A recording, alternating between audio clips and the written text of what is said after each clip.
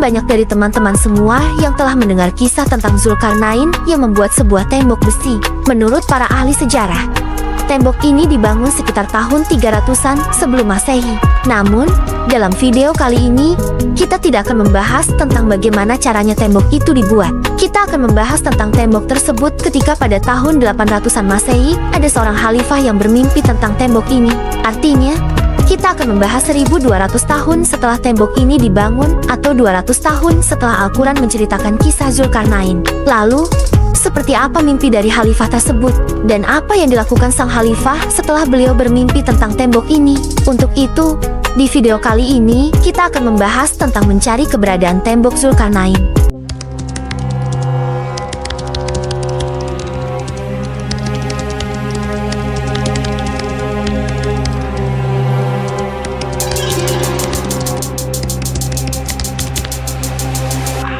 Assalamualaikum warahmatullahi wabarakatuh.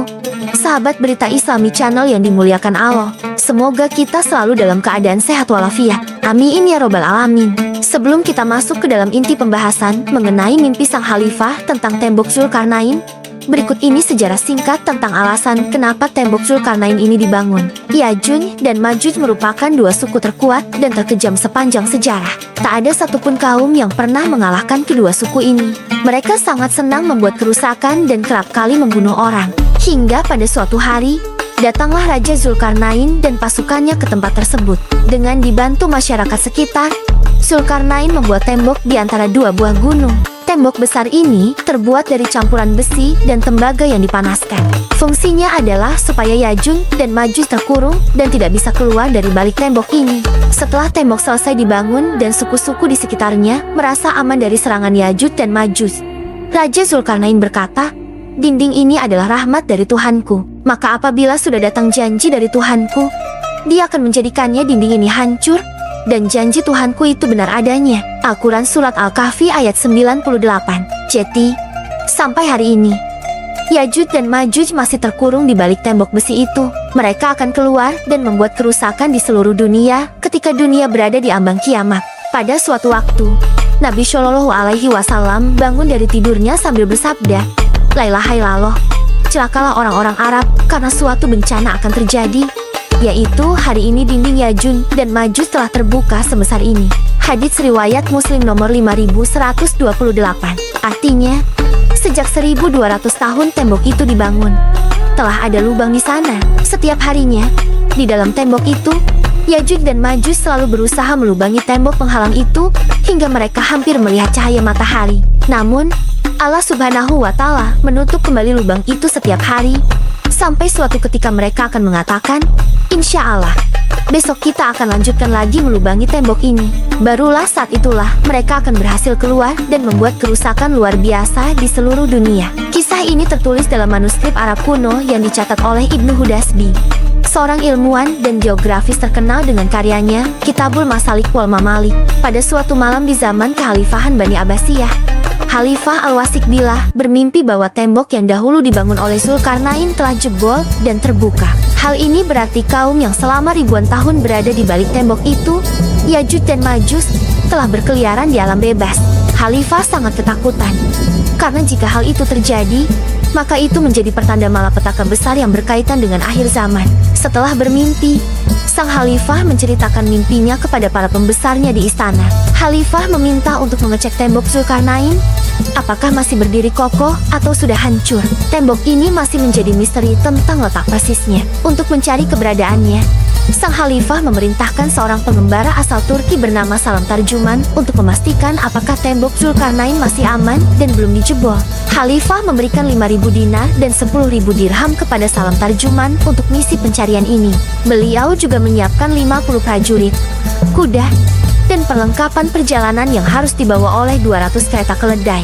Maka berangkatlah Salam Tarjuman bersama rombongan dari Samarah, sebuah kota kecil di Irak. Setelah sekian lama menjelajah, akhirnya mereka tiba di wilayah Armenia, daerah perbatasan antara Eropa Timur dan Asia. Di sana, Salam Tarjuman melihat sebuah daerah dengan tanah berwarna hitam dan air laut yang tampak kehitaman. Lokasi ini adalah daerah sekitar Laut Hitam. Setelah melalui perjalanan yang panjang, Salam dan rombongan singgah di sebuah kota tanpa penduduk mirip seperti kota hantu. Penduduk setempat yang berhasil ditemui berbicara dalam bahasa yang asing. Mungkin mereka adalah orang-orang Georgia yang bahasanya telah terisolir selama 5.000 tahun. Akhirnya, para penduduk membawa salam dan rombongan ke sebuah tempat. Di situ, mereka melihat sebuah dinding yang terbuat dari besi dan tembaga.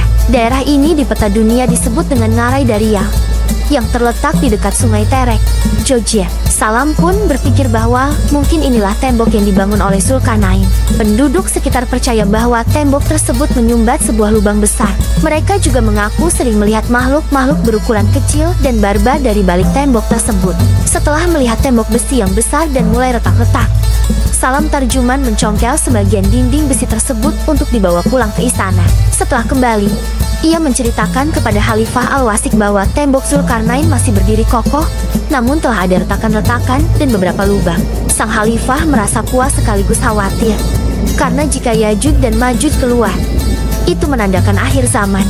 60 tahun kemudian, Khalifah ke-18 Abbasiyah, Al-Muqtadir, menemukan kembali tembok Zulkarnain di tempat yang sama. Saat itu, beliau mengutus Ahmad bin Fadlan untuk mengirim bantuan ke masyarakat Bulgar di wilayah yang sama. Ibnu Fadlan juga melihat makhluk-makhluk di sana yang berukuran besar dan serupa raksasa.